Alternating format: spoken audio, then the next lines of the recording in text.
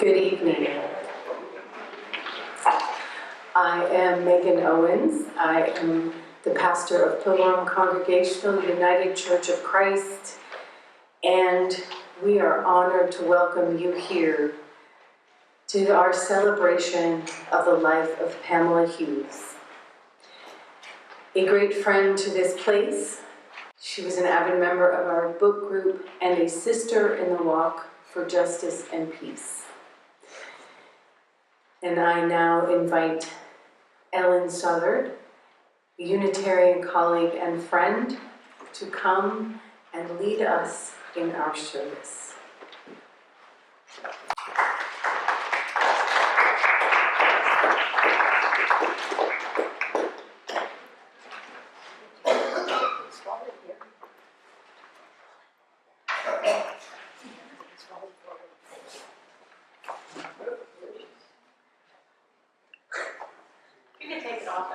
It's okay.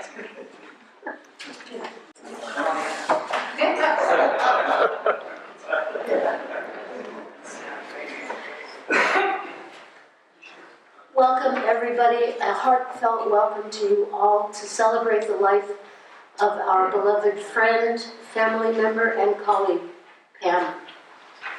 I'm Ellen Southard, and as Megan said, I am a UU Unitarian Associate of Pam. She was a UU member for I don't know how long, but several decades, I feel certain.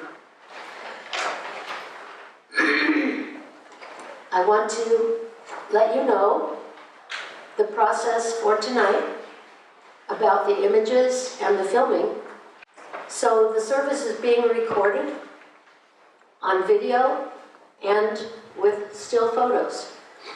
These will go on Facebook. And so you are now welcome to put your phones away. You don't need to do anything with your phones. If you are uncomfortable with having your image in public, please speak to either Naomi, right here in the front row, or the photographer, Erica Tuggle. Erica, where are you? There she is in the back. So if you would prefer to stay private, you have every right to do that. If you need to rest, the restrooms are to your left through that door.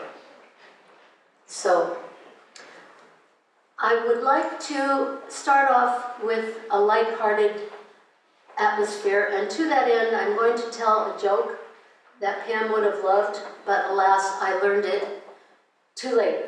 by a few days. So there was a fellow who was brought up both Jehovah's Witness and Unitarian.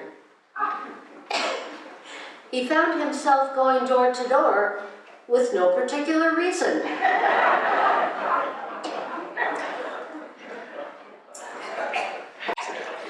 We will have a very ebullient evening, I feel certain, so thank you all for your lightheartedness. I would like to now introduce Lynn Fritz, who is an ordained minister, psychotherapist, educator, and a member of the Shasta Interfaith Community.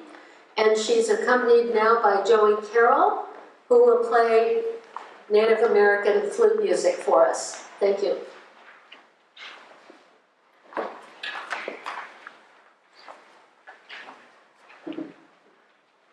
Ah, these are slippery fabrics. I touched it. Oh. Maybe down at the bottom. Yeah. There you go. So I'm going to ask us to imagine that I have lit the sage versus us actually lighting it, because we're in close quarters. Sage is used for purification, and it is a long tradition in Native community. And so we're going to do the setting of the 4 directions, and then we'll offer prayer. So imagine this sage, it's white sage dried, and it's in the abalone shell from the Pacific Ocean, carrier of the sacred sage.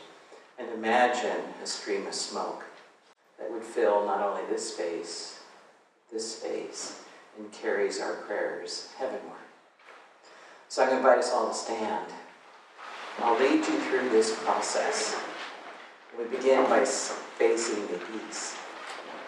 And as we stand together, we stand in honor of Pam.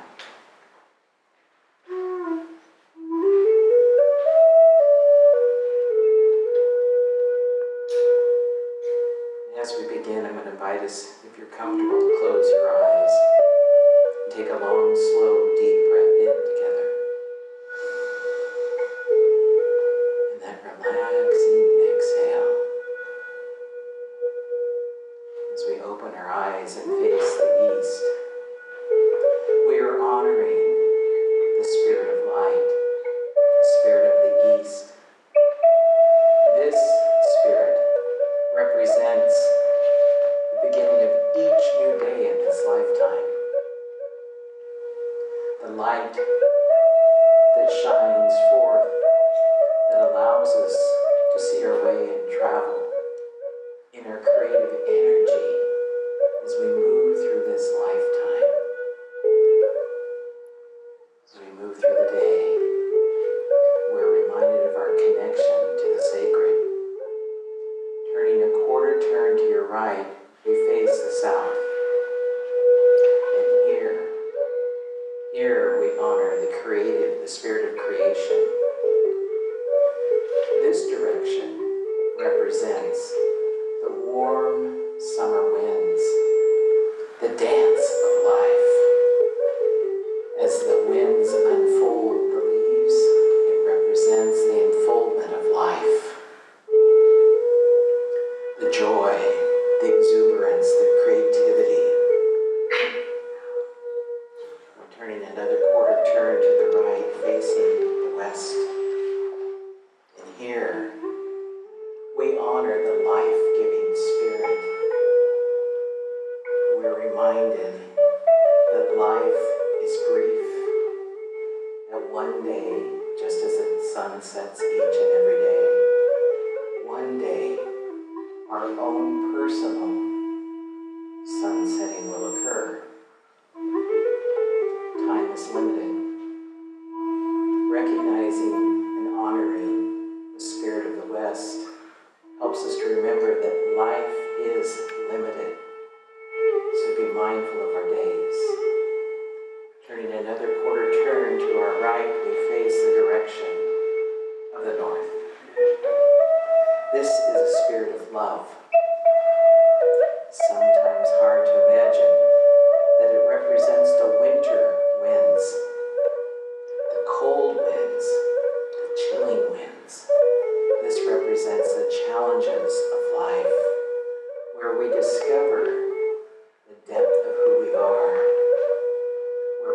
gather our own courage. It's a time of deep reflection, a time of going and looking within. And turning to your right, coming back and facing me at the center, facing me as we began. Comfortably closing your eyes, we offer this prayer and blessing. Great Spirit, Creator, the ancestors of each one of us here, the ancestors of Pam herself. We honor Grandfather Sky and Grandmother Earth. To all of the two-legged, the four-legged, the winged creatures, the rocks and minerals, the insects and plant life, the life that fills our waterways, and the life-giving energy of water itself, and certainly our sacred trees, and the one ocean. All is interconnected. We are part, each of us, of all of life, from the beginning of time and through eternity.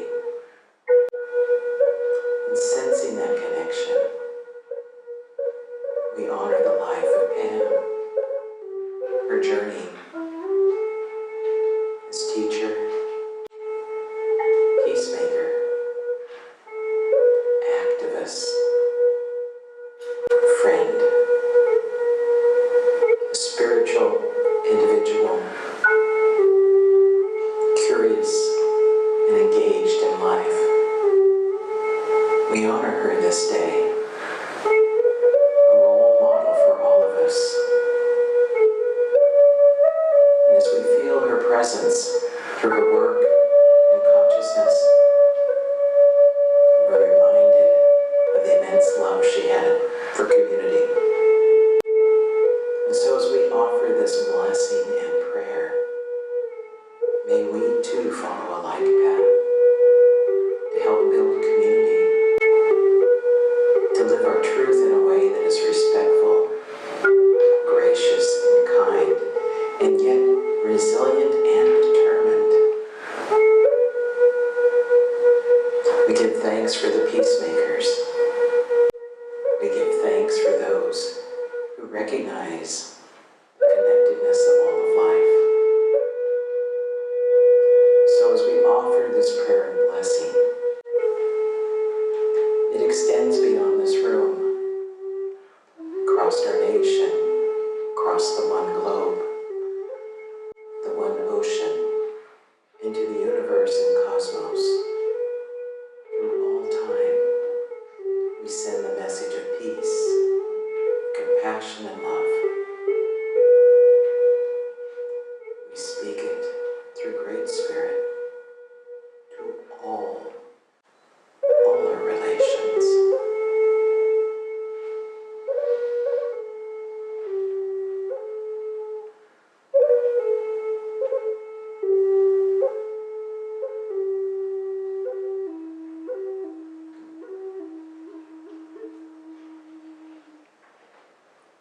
Oh, you may be seated.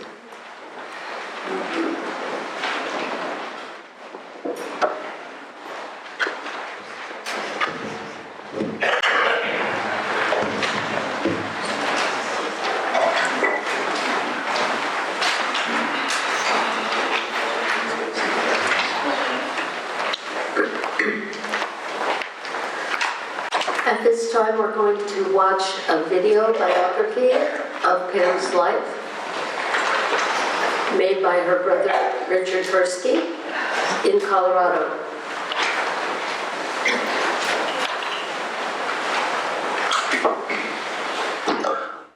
I'm Pam's brother, Richard Persky.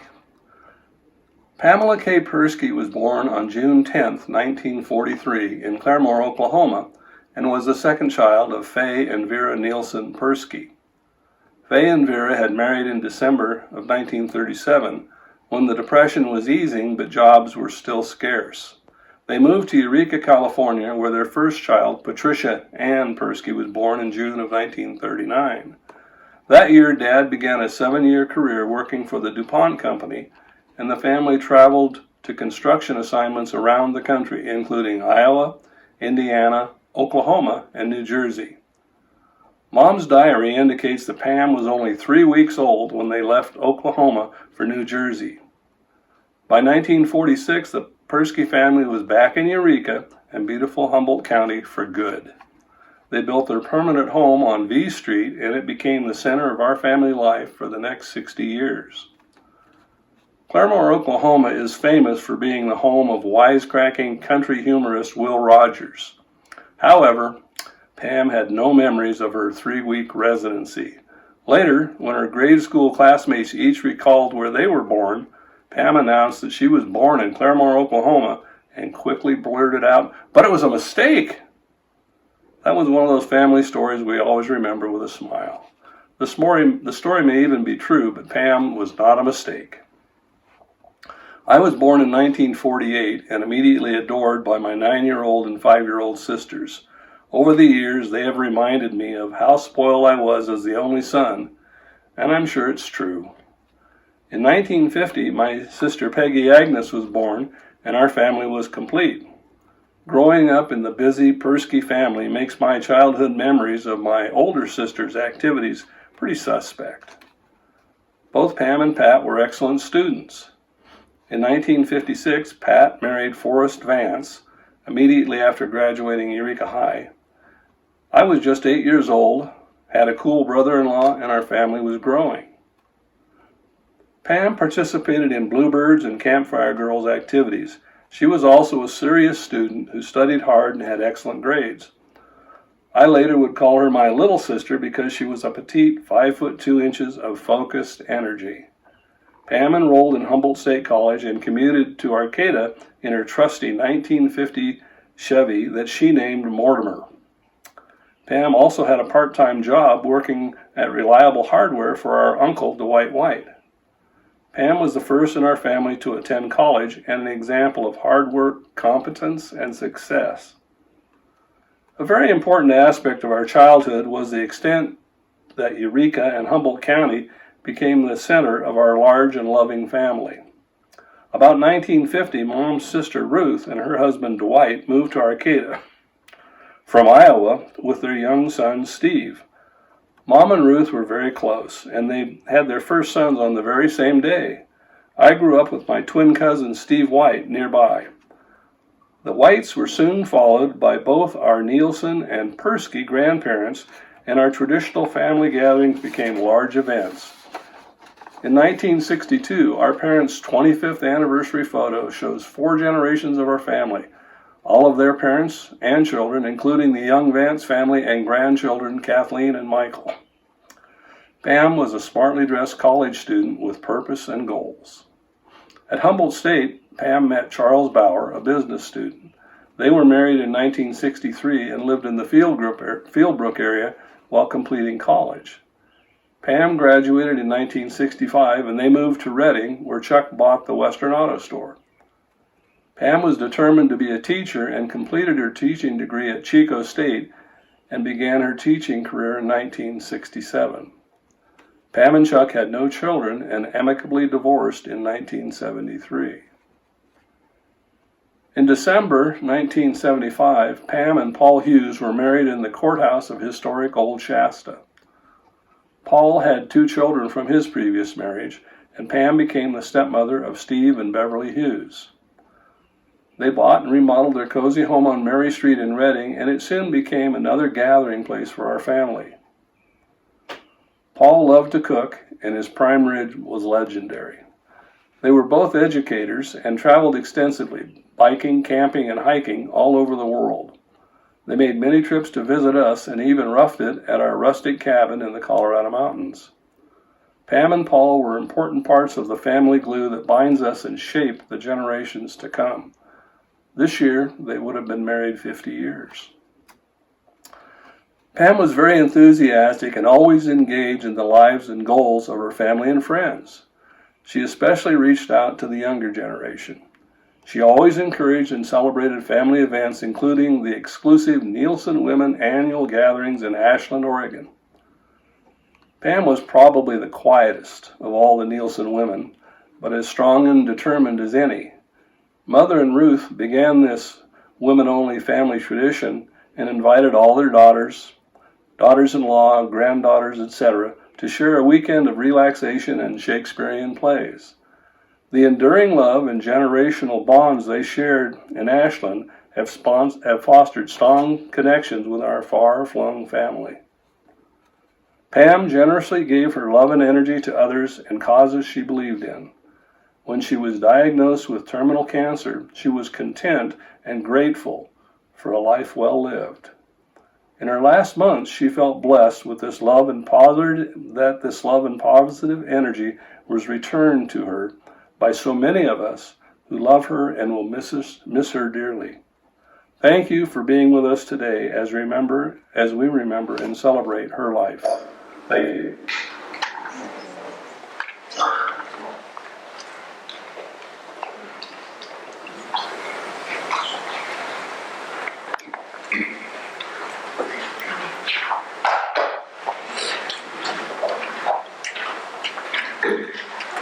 I would like to invite Judy Champagne to the podium. Judy is a co-teacher and a longtime friend of Pam.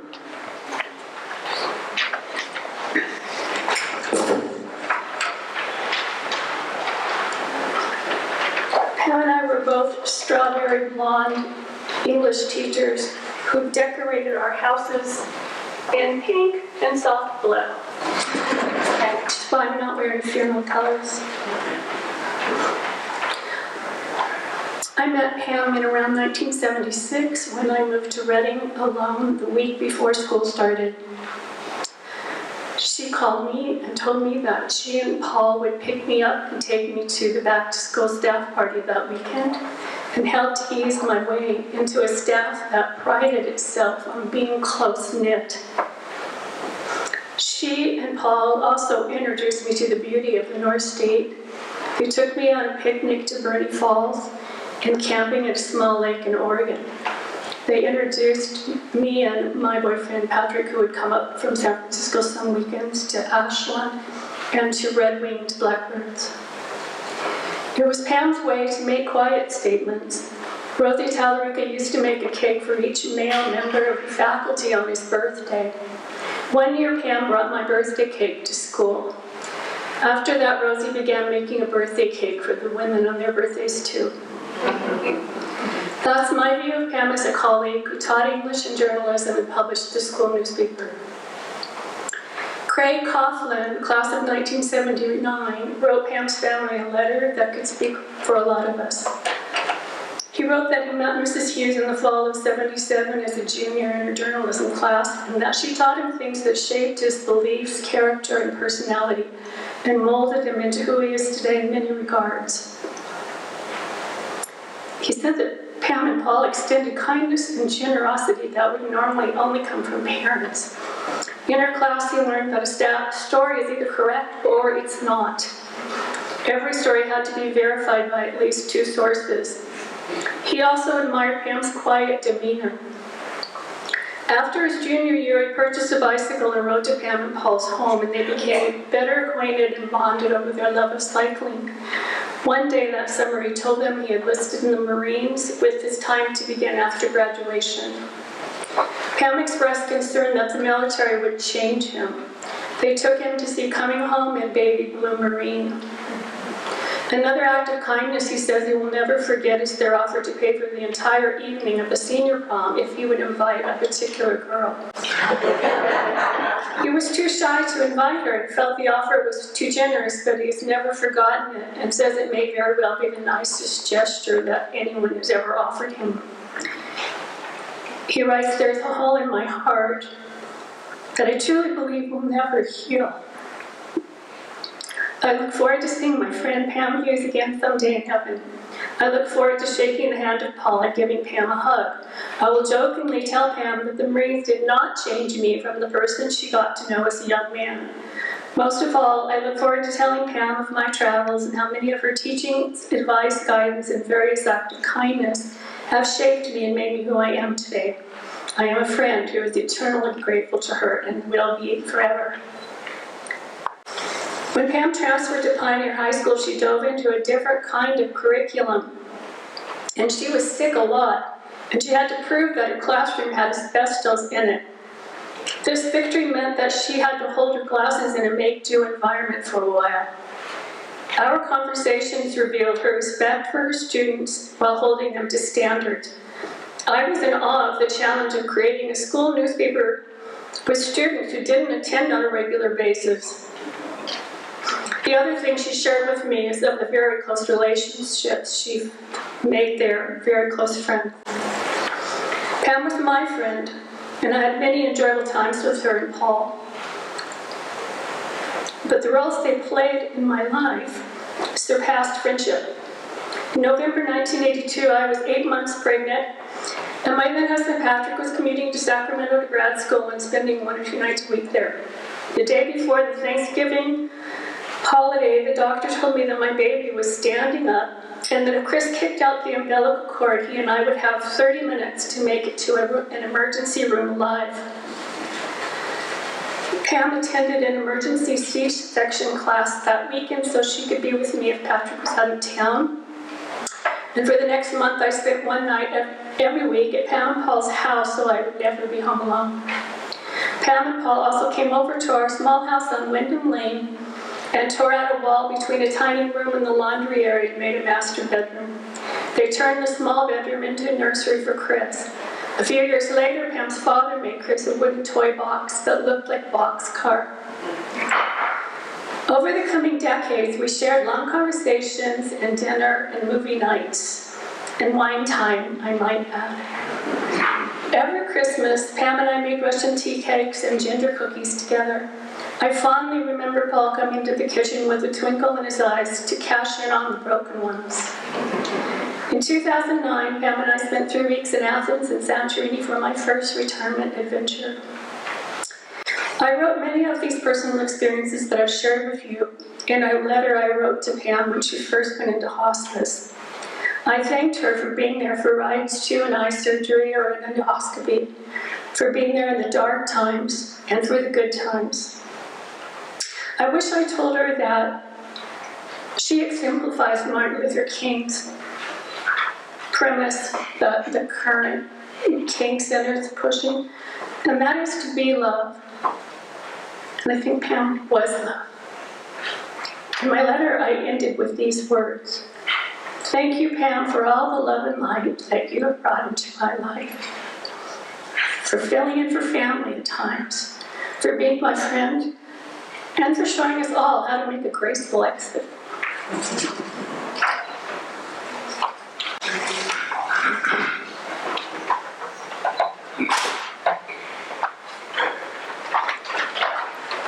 Thank you. Next, I would like to invite Susan Wilson of Shasta County Citizens Advocating Respect, commonly known as SCAR. She is also a friend of Pam. I'm wondering, I'm a wanderer. I'm not going to wander far, Mike. I'm just going to wander out. You're out of the I'm just wandering right here, okay? I can't help you.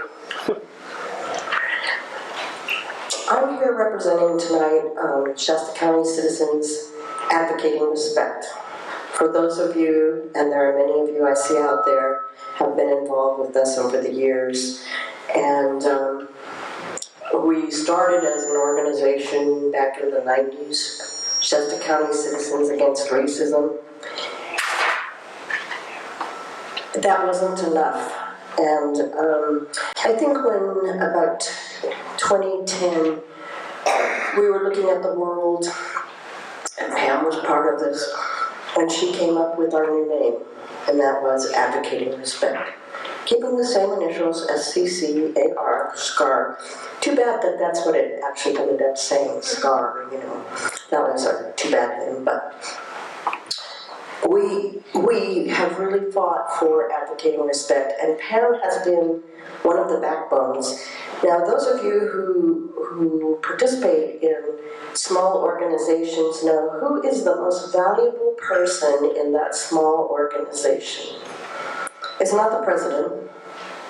It's not necessarily the treasurer. It's always the secretary.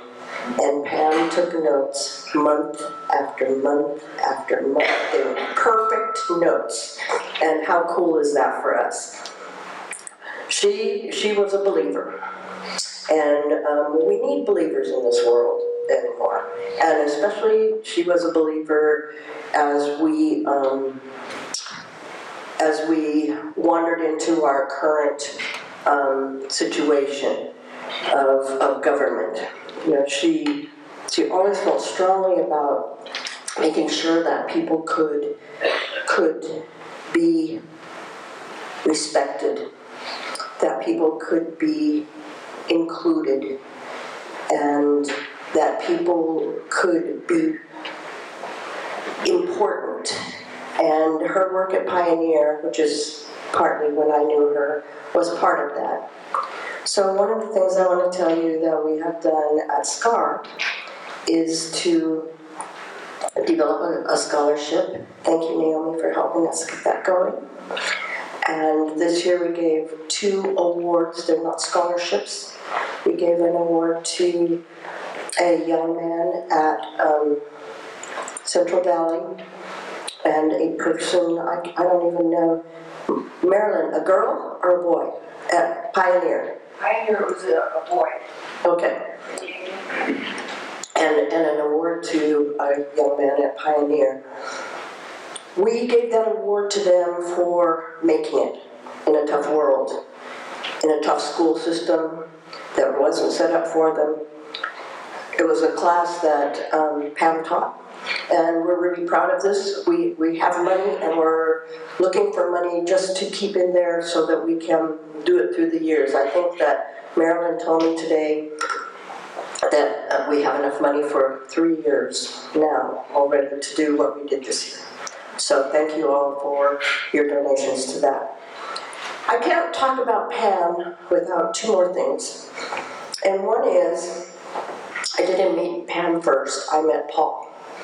And, you know, Pam and Paul, they were a great partnership, you know, because they believed the same stuff, you know. And I had moved from LA area up here, and I wanted to get on the school board, the Shasta County Office of Education Board, because I wanted to make sure that individuals with developmental disabilities, i.e. mental retardation, cerebral palsy, autism, etc., could get good services through the schools. And there were lots of complaints. So Paul and I spent many hours together, and consequently I got to meet Pam. You know, and it was such a pleasure. The last thing I want to talk about is last year was a very tough year for me. And one day I was talking to Pam. We were at the library, and we were walking out of the library, and she said, "I want you just to stop and sit down for a minute so I can talk to you." And she did. And she really brought my feet to earth, my head 5 feet above it. I'm only 5 feet tall too. And really helped me look at my world, myself, my hopes, my dreams, all those kinds of things. And it was almost a lifesaver, I have to say. She gave me a hug, and then the next day she told me the results of her test. So she did that all when she had her own set, and she gave it to me. So, what a wonderful lady. What a wonderful family that you have that built a family like that. You know, and I think that I'll never forget her. I'll never forget her. She just was really, really special to me.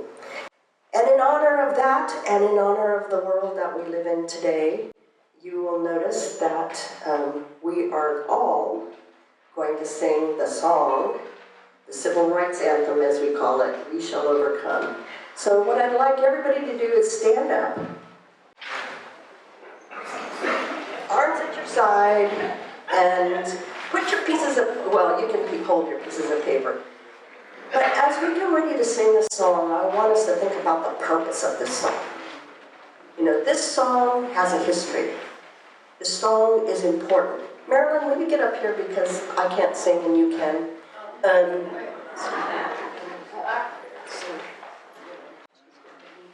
Oh, great, somebody is coming to lead the singing. I just found out. All the members are... There she is, We can all do this. But what I want you to do is just close your eyes for a minute. I'm going to imitate Lynn to some degree. I want you to close your eyes for a minute. I want you to relax your knees, relax your shoulders, hold your head up high. I want us to think about the world that we're still building, the world that we're still fixing, the world that we want for ourselves, for our children, grandchildren, for every single person on the face of this world. So let's take a deep breath in and blow it out through your mouth. Again, breathe in deeply, blow it out. Shoulders down, one more time. Breathe in and out. And think and sing, We Shall Overcome.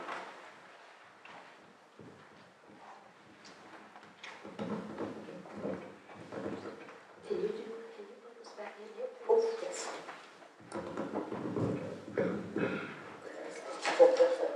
Okay, I would like the members of SCAR to please come and stand in front on the steps. There are a lot of you out there. This is per the design of the designer of the event, folks. So come on, SCAR people, come and stand. Lee. Don't be shy. Judy. Tom. You're so tall you can't escape. There are more of you. Please join us. Okay, so while the SCAR people are gathering here downstage, I just would like to mention that Lizzie Stockton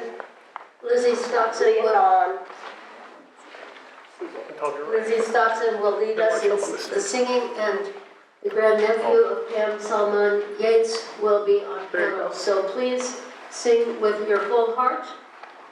And you can use this handrail right here if you need to.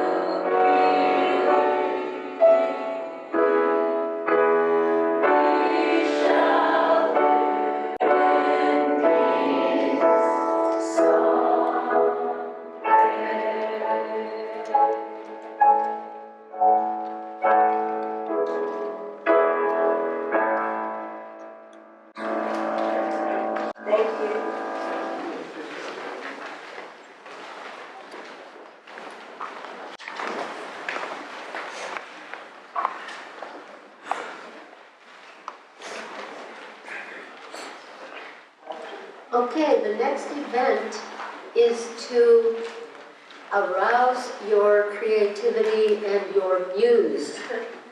So I believe at the end of every row, is that correct, Melanie? At the end of Many rows. At the end of many rows on the floor is a basket with some kind of synthetic leaves in them and pens. And the directions are, on one side of the leaf, please write your name. On the other side, write a word or a phrase or a sentence which will inspire you to share memories of Pam in a little while. That is the objective, okay? What? Yeah. Okay, so you're going to be distracted, but that's okay.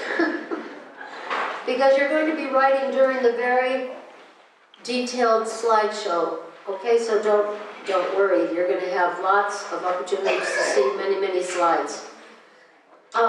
Once you write your name on one side and your musing on the other side, please keep your leaf, because when we're finished here, we're going to the fellowship hall and you're going to attach your leaf to a snag piece of tree, which was in Pam's front yard for I don't know how many years, which she decorated for each holiday. So keep your leaf, please. Okay, during this time now, we're going to see the slideshow. Did everybody get a pen and a leaf? Yes?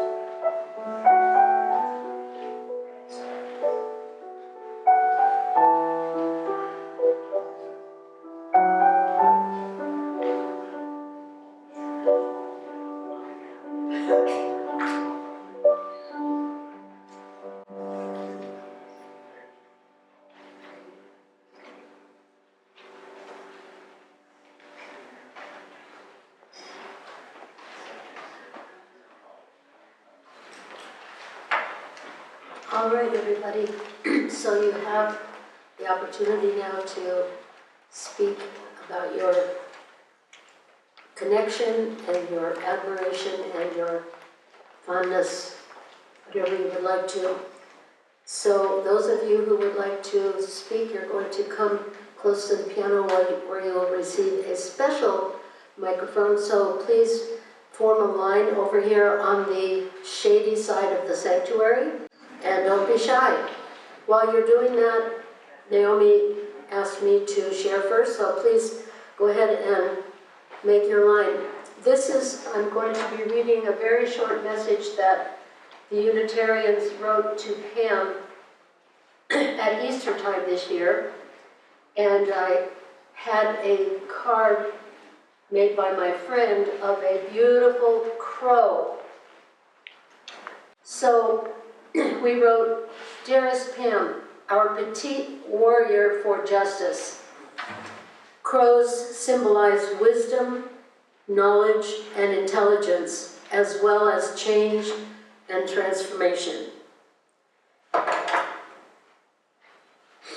We send you this beautiful bird which represents you.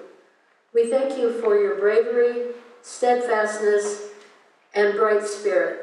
We love and miss you for all that you are, your UU buddies."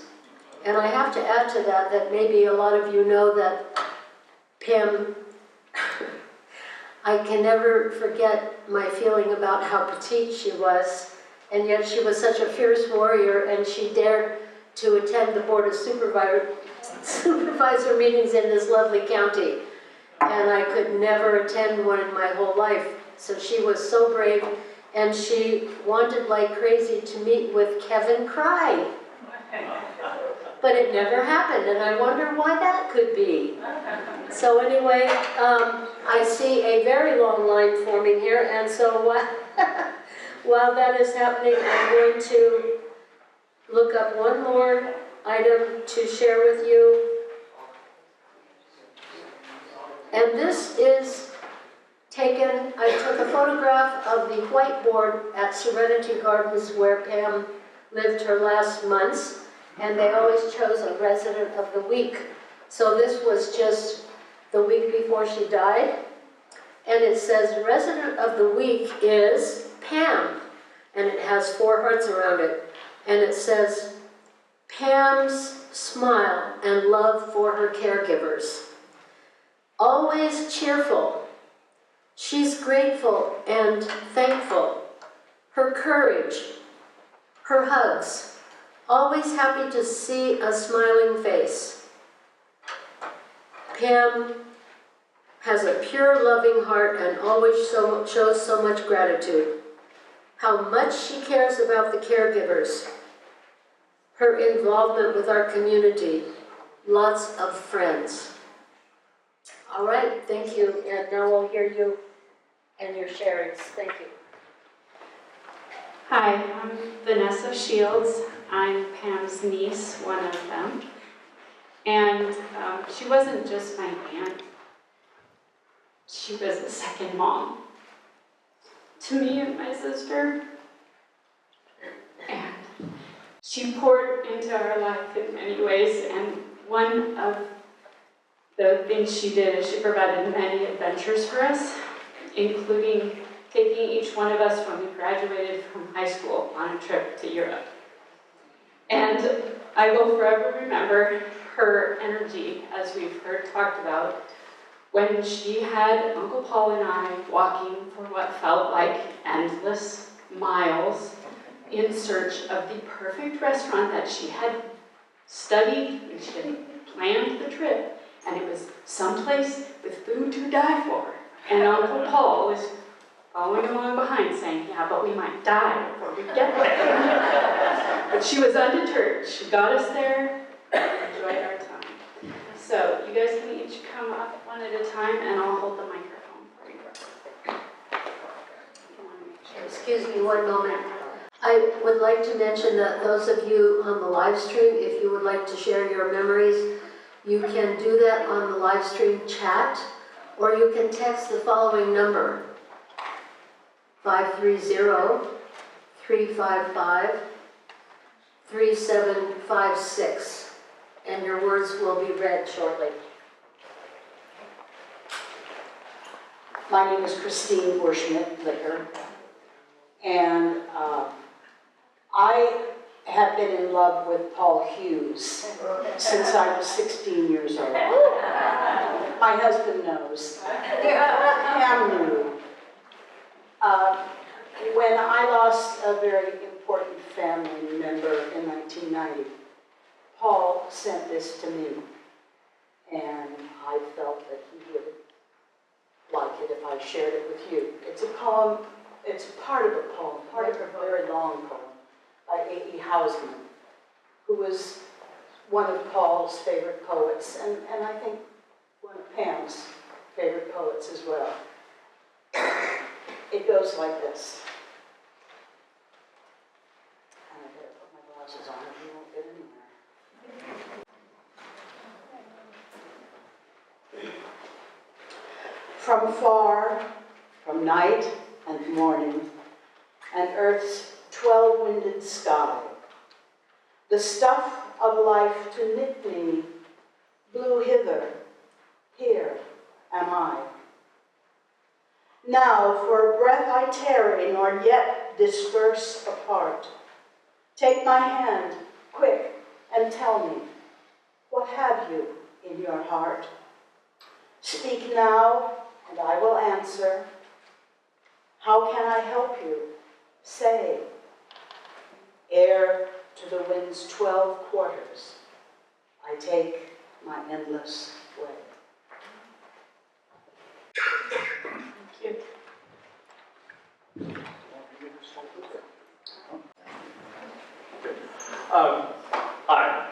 Hi, my name is Jim McShane, and I taught in the Shasta High School District for a long time, 33 years. But just a little bit about Paul Hughes. In 1967-68 school year, that was my senior year in high school, and Paul Hughes, Lou Brush, and Kim Wright, they taught the government, and it was called American Problems at that time. And so later on, when I was hired in the high school district in 1979, became a colleague of Mr. Hughes.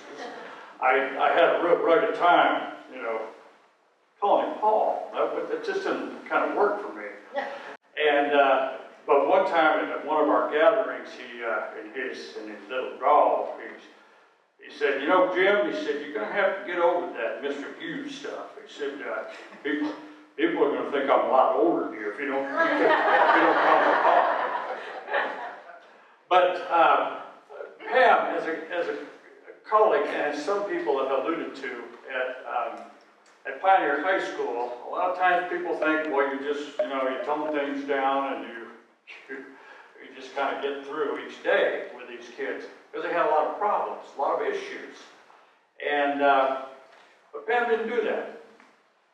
She held the standard, she held it high. And, you know, teaching in the core classes, I mostly taught in social sciences and all that, it made an impression on me. But one of the things I knew is because a lot of these kids were troubled and they missed a lot of school, they didn't have good home lives and everything, their skills, their basic skills for reading and comprehension weren't what they needed to be. They were reading several grade levels below what they should be. And so in my history and government classes, I would take the textbook or anything, printouts that I had, and most days I would have kids on a volunteer basis to begin with, but then I brought kids along and I would have them read a paragraph. Read it out loud in front of, there's maybe 15 kids in the class, and they would, and then afterwards, I would tell the kids either to close the book or like that, I told them to write down what they just heard.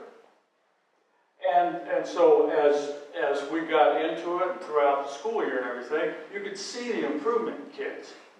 And I'll tell you, one of the greatest honors of my life, I mean, academically and as a professional, as a teacher, Pam came to me one time unsolicited. And she goes, Jim, seems like you're teaching English in your social science classes. They're doing a lot of reading and writing. Is that right? And I said, well, yeah. I said, it's hard to teach them anything when they don't understand, when they don't have a basic command of the language. And she goes, well, thank you. Keep it up. So, at any rate, I wrote on my little piece of paper that's going on the tree there. If you get a chance, you don't all have to do it right now, but be the church, that banner at the back of the room. That's a great picture of Pam Hughes right there. Thank you. Thank you. Hi, I'm Sharon Corelli. I worked with Pam at Pioneer High School many years ago. And two words I can think of that describe her is respectful and full of grace. There's so many stories I could tell you, so many fun stories, especially with Jim, and you'll hear from Dennis after. And one of the stories I love the best is that at Pioneer we had a continuation calendar. Every 6 weeks on, 1 week off. And one day, the ladies, it was Janice, myself, Louise Headhill, Janet Gould, and Pam. We all went to lunch, which we did many times through the years. Sometimes they lasted through dinner. At the end of the year, school luncheon, we stayed, had lunch, had dessert, kept talking, and we were there until dinner time.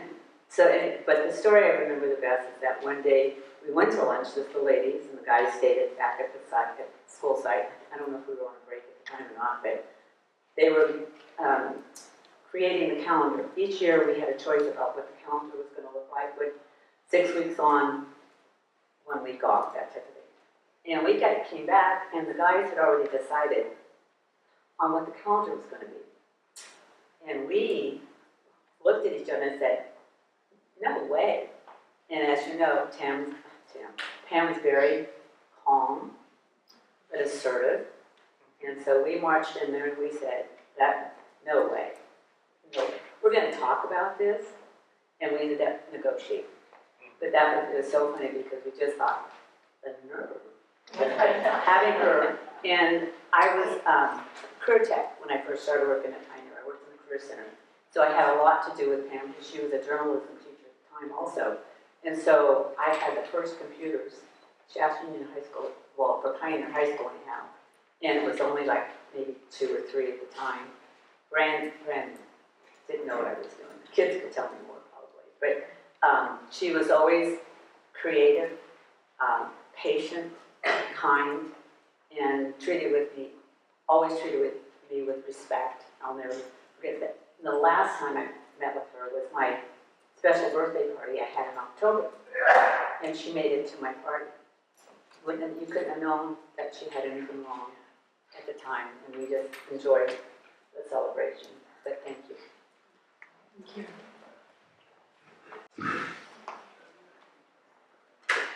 Hello, I'm Candace Steinbergs, and I worked with Pam for all the same years that everyone else did, just about. I think I've known Pam for 40 years. And my story is very similar to Judy's because I met her a week before I started teaching. And of course, you know, Pam's the one on campus the week before. And we met, she invited me over for dinner, and from there it was just a wonderful relationship. About a year later, after we understood that we both really liked backpacking and whatnot, Paul and Pam invited myself and my husband on a backpack trip. So, you know, I'm thinking Pam's, you know, looks pretty small and whatnot. Well, 26 miles later, and across country, we weren't just on a regular trail. Paul was really into orienteering. So he took us cross country. We had a great time, but I just couldn't believe the energy in Pam and the happiness. I mean, we're all happy because we're hiking, but Pam just had this beautiful, beautiful outlook on life. And she loved Paul so much. It was always like, listen, love, would you like to have zucchini or carrots? You know? And I'm thinking, oh, God, both. So that was her energy.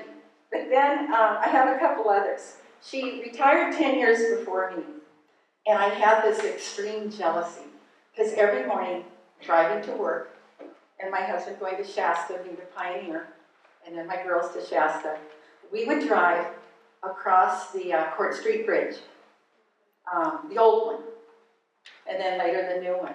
But every time, like 3 days a week, her and Pam would be walking, holding hands across that bridge. And I couldn't stand it, you know. They looked so happy as I'm on my way to work. And they were going to the senior center to work out. And I thought, someday when I'm big and I retire, I'm going there too. And sure enough, I retired. And for many years, Pam got me down to that senior center. I would drive to her house, and we'd walk the river trail, which I was very terrified of, you know, because you never knew who or what was there, not Pam. On so many mornings, I would walk her across the bridge, and she would just walk down that river trail like nothing. Not a fear.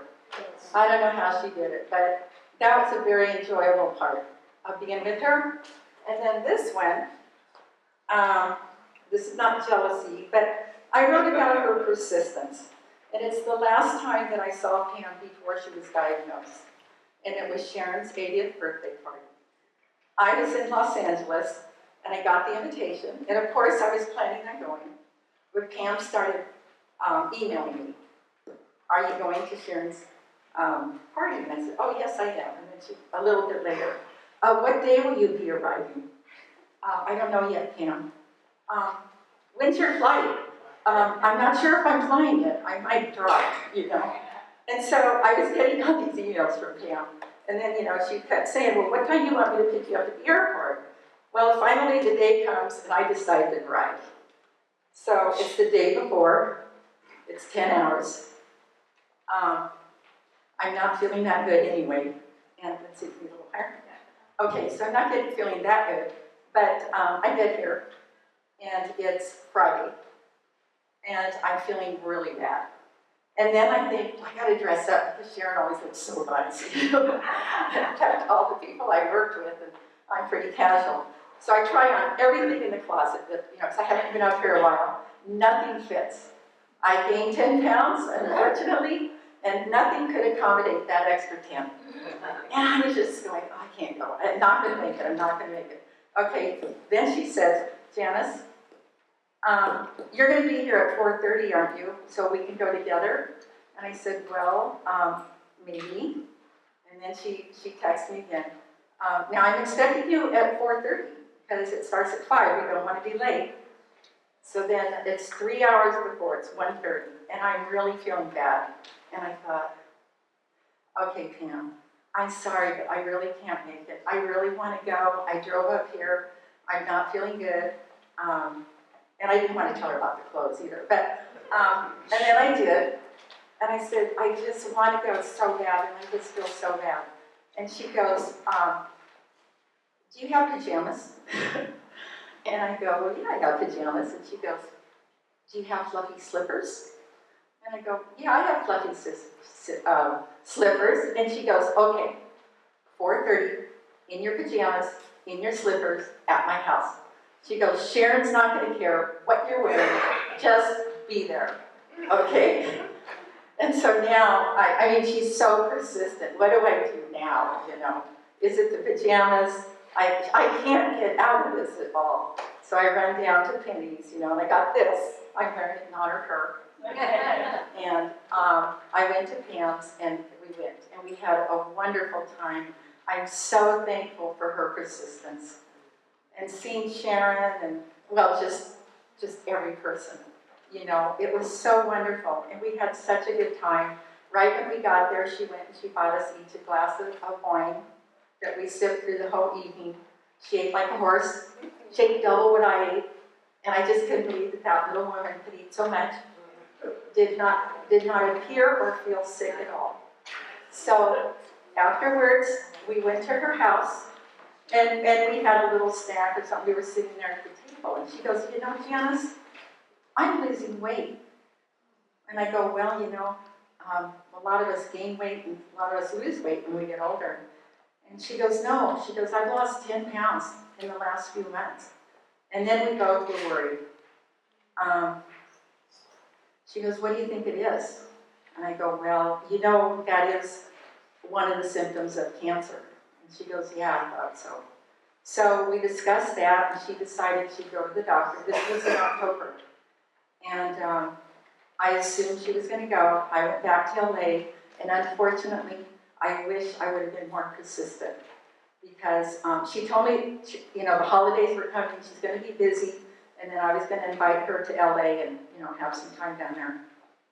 So anyway, I didn't hear from her through the holiday, and in January she sent me an email and she said, you know, Janice, I've been diagnosed with, you know, pancreatic cancer, and it's stage 4. So we wrote back and forth, and what had happened is she got so busy with the holidays, and she didn't call her regular doctor, that she went to a specialist that wasn't in that field. And unfortunately, she let it go. And she said it was just the day after Christmas when she started feeling bad. But I came up here and I visited her all I could. But she, you know, got to the point where she really couldn't handle visitors much. But I have to say, to the very end, she was Pam. She did not change. With that kind of diagnosis, I mean, I would fall apart. Pam was exactly the same. The same cheeriness, the same happiness, the same beautiful outlook on life. I just worship the personality that she has. She was just a beautiful, beautiful woman. And that's what I have to say. I just really loved her. I really did.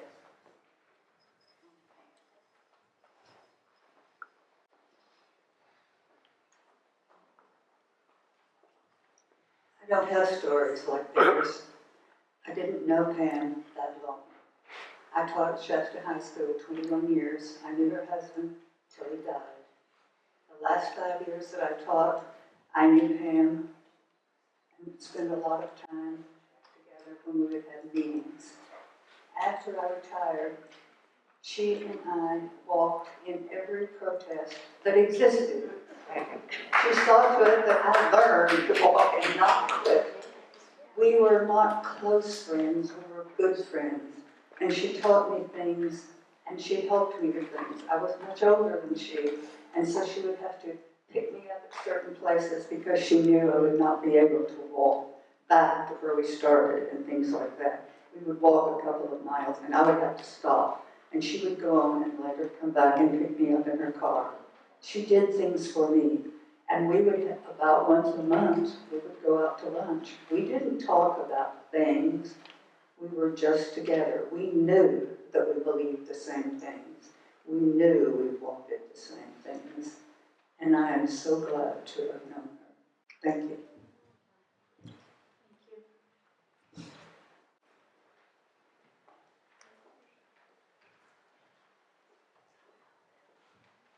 Hi, my name is Alexa, and I actually was Pam's neighbor. I lived a couple of blocks away from her. And whenever I would be walking on the river trail, I would see her going to the senior center with her parasol, and her inspiration of just going to the senior center and walking was really beautiful. She also we would stop and have a conversation, and she would talk about the protests, the Board of Supervisors, and all the political actions she was taking. And I just want to add, for those of you, you've been on her street, on Mary Street, she had a private park. I think Paul bought this piece of property, and I would walk by and see her cleaning up the garbage, weeding, and taking care of this tiny little park right across from Mary Street School, just taking care of the land. And as all of you have said, she was a precious, dedicated, loving person, and I was really happy to have her as a neighbor.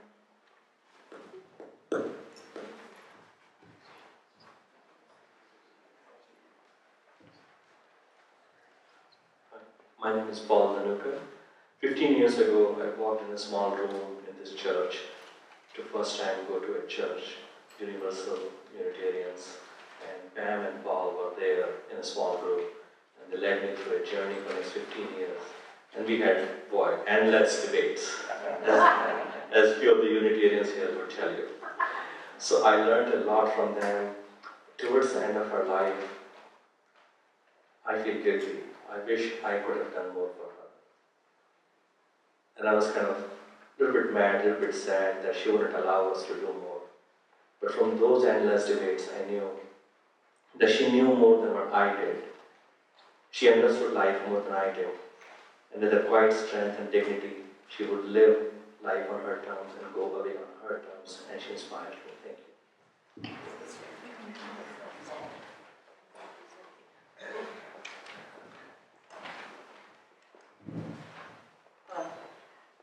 I'm Tina Hart. I am Naomi's friend, longtime friend. But I was adopted by Pam.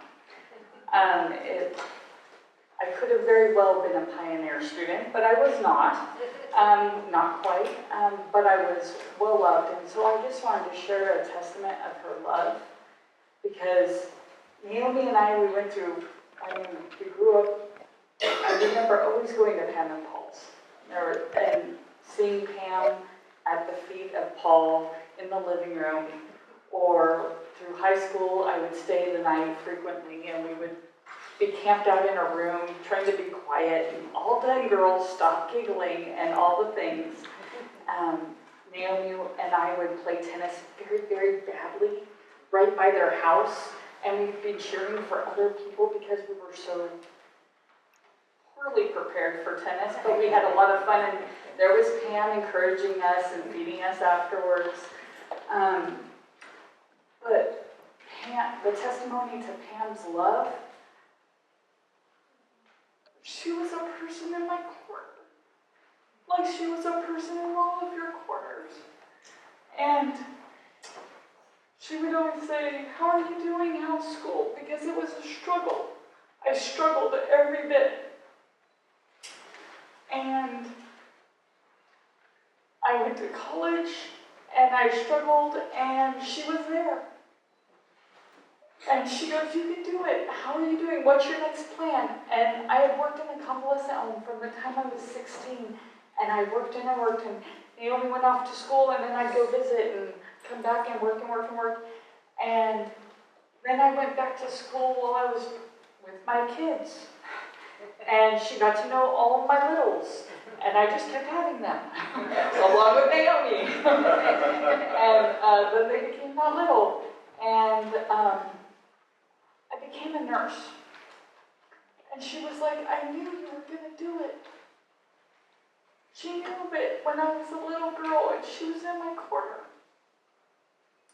So when Naomi called and said, "Pam's down here," I said, "Okay, I'll be right there."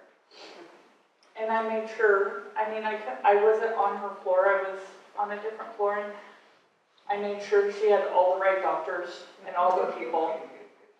And I made sure that all the right doctors did all the right things. And I'm like, "What are you doing? Well, what are we doing?" She's, "Let's try this mix. She doesn't like this," and she doesn't, because, I'm not a doctor. But, she was in my corner, and I was in her corner. And I was very, very honored to love her and be loved by her, as I know you all are. So thank you, and thank you for loving the person who loved me. Because that means so much to me. Thank you, Tina. Hi, my name is Scott Yates. I'm Naomi's husband, and I'm going to be reading some messages from people who have sent them through various electronic means. And I'll start off with the first one here, which is from a hospice nurse from Serenity Gardens. She says, "Hi, my name is Andrea Zink, and I'm one of the hospice nurses who cared for Pam while she was at Serenity Gardens. It was an honor and a blessing to care for Pam. I look forward to her smile and witty attitude. She is one patient who really touched my heart, along with many of our staff members, and she will be missed."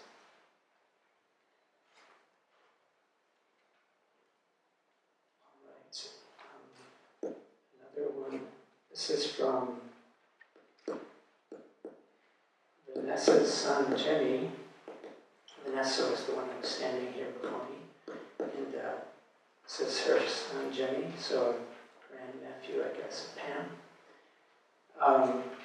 Jimmy is lives in Germany, so he's not able to be with us right now. But he says, when I first brought Danielle, who was his wife, when I first brought Danielle to California after we got married, we stayed at Aunt Pam's in her guest house.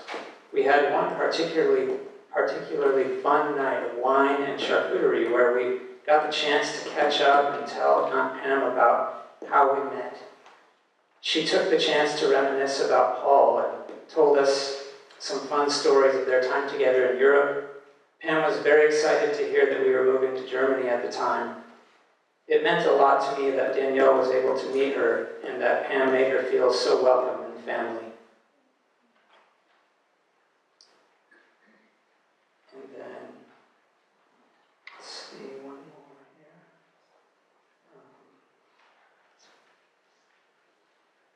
This is from Sarah, who is the daughter of Rich Persky, who did the family biography. She says, years ago I wrote a vignette about blissfully chaotic Christmases passed at Grandma's house with thumbnail sketches of each of my aunts.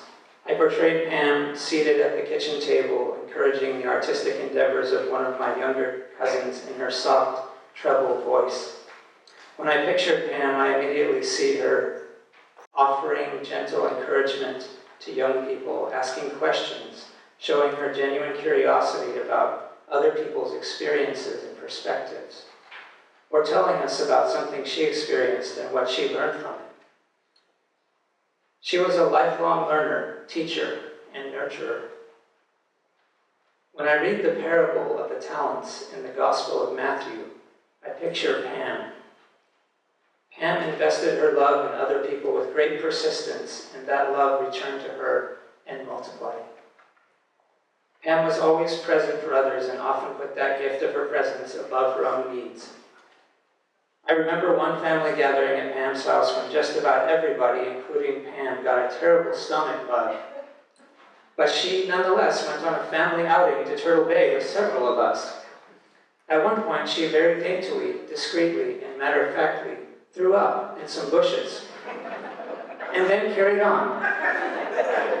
That was classic Pam. Although she could be very selfless, she also had real backbone. I admire Pam's ability to stand her ground without ceasing to be kind and respectful.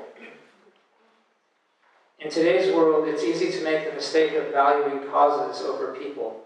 Although she supported many causes with great dedication, Pam modeled a mindset where people come first and are valued in all their uniqueness and idiosyncrasies. I cherish my young memories of Pam at Grandma's house and on Mary Street, including a special birthday for which she got me a dinosaur cake. I'm deeply grateful for all her efforts to stay connected to me despite my geographic distance and the busyness, stress, and health problems that somewhat isolated me through my 20s and 30s. Pam traveled to Colorado for my high school graduation for my 20th birthday, when she, my mom, and Grandma made me a beautiful keepsake quilt. And she was the first person to make travel plans for my 2020 wedding.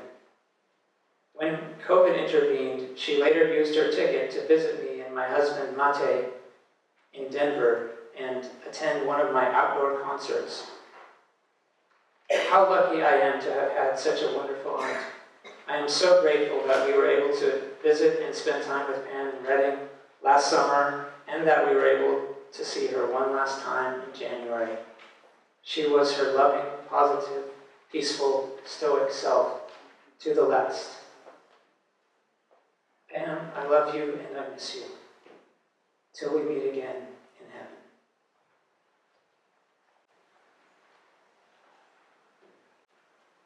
And I'd just like to add one thing, very short, in agreement with something that was said in that message from Sarah.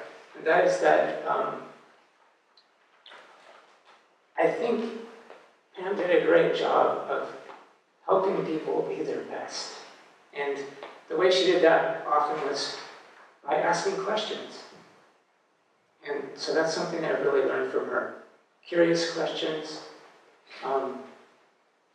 questions that provoke thinking, and it's something I'm trying to learn to do myself, and hopefully I'll achieve her skill at that someday in my life.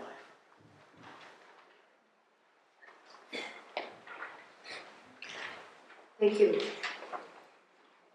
Those of you who might be too shy to talk to a vast crowd like this, our videographer has offered to stay until 8 o'clock and privately record your memories. So now it's time for you to be interactive with the responsive reading. And this reading by the poem by E.E. Cummings was one of favorites. It was her favorite poem. And she actually wrote it out by hand and had it at Serenity Gardens for her last month's.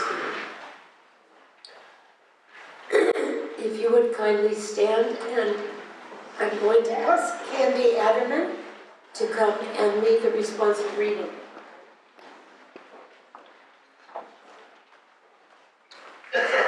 I'm Candy, and Pam and Ellen and Nancy and I were the Golden Girls. We met once a month at Pam's house, had Prosecco, ended up with a potluck eventually, and tried to take care of each other like old ladies should. And we would tell stories, and it was wonderful because we would forget what we told the month before, and we'd retell it again. And I love her family because I know them all. I know them very well because she talked about her family and how wonderful they were. And it's so I love you already. You're wonderful. Thank you so much for being her family. Just want to tell you a quick little story. We tried to take care of each other, you know. I'd say, Pam, don't go to that protest, it might get violent. Pam, are you sure you should put that sign in your yard? Candy, just leave, I'm fine. Well, the bikers moved in next door. That is a true story. Some rough hombres moved in next door to Pam. Well, that really threw me for a loop. Our little group said, you better make friends with them, because if you're friends with them, you've got protection, Pam. She goes, yeah, that's what I'm going to do. I'm going to make friends with them. A month later, we're sitting around talking, having our Prosecco, eating our tortilla chips. I said, so Pam, how's it going with the bikers? She goes, I go straight to the supervisor. I go, supervisor? Yeah, the head guy. I said, well, what do you talk about? She said, well, the other day I said, you're going to take your hogs out and go to Shingletown? I said, you what? Take your hogs? She goes, that's what you call their bikes. I thought, oh my gosh, Pam, what a brave little gal. And she made friends with those guys, and I bet they did protect her. This is her favorite reading, and it's I Thank You, God, for Most This Amazing by E.E. Cummings. And then I will read the first part, and then you read the second part. I thank you, God, for most this amazing day. For the evening green mysterious trees and the blue true dream of sky. And for everything which is natural, which is infinite. Which is yes. I, who have died, am alive again today. And this is the sun's birthday. This is the birthday of life, and love, and wings. And the big, great happening of infinity earth.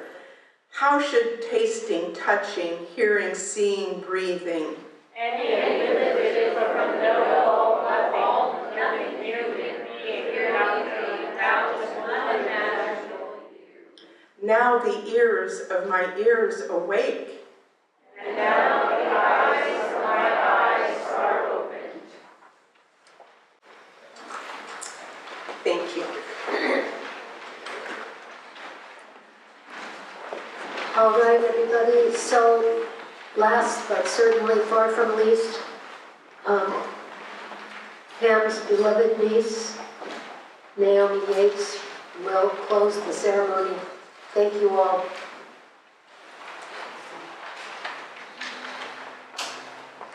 Thank you, Ellen, so much, and thank you to all of you who helped me by presenting and giving biographies and sharing your stories and singing and playing. I just appreciate all of it. And the poem that you just read, that we just read, was something she asked me to bring to her. She would read it every morning before she was even diagnosed, and she wanted to have it with her at Serenity Gardens as well. And when she passed away, Serenity Gardens hospice called, and so I went over and I said my goodbyes, and then I went out, cleaned up her room, went out. It was just getting to be sunlight in the sky, and I went out to a place where I could see the sky, and I read this poem, and it meant something new to me, because I who have died am alive again today. And I was comforted that even though she's gone, she's not gone. Not at all. She's here in all of us. She's here in her memories. She's here in the way that she's influenced all of us. And I was so grateful for that moment of just some of the pain of seeing how she suffered at the end was just released, and I was so joyful for her life. And of all the things that I remember, I will always remember her joy in life. She could take even a difficult circumstance like her cancer and find things to be joyful about, and I'm just so grateful to her for that example. And when we go, probably many of you know this, today would have been Pam's 82nd birthday. And so my son Salman is going to play Happy Birthday on the piano. And as we go out, please remember to take both a clip and your leaf. And we will be taking that tree, which 3 days after her death, I found it laying down in her yard. No joke. It had been standing dead for I don't know how many years. And there it was, honoring her. And so we'll all clip our leaves on it in the fellowship hall. There's also, people have graciously provided snacks, and you can hang out. The slideshow will be playing in there also. So you'll be able to see that again if you want to. And again, I just thank you so much for coming.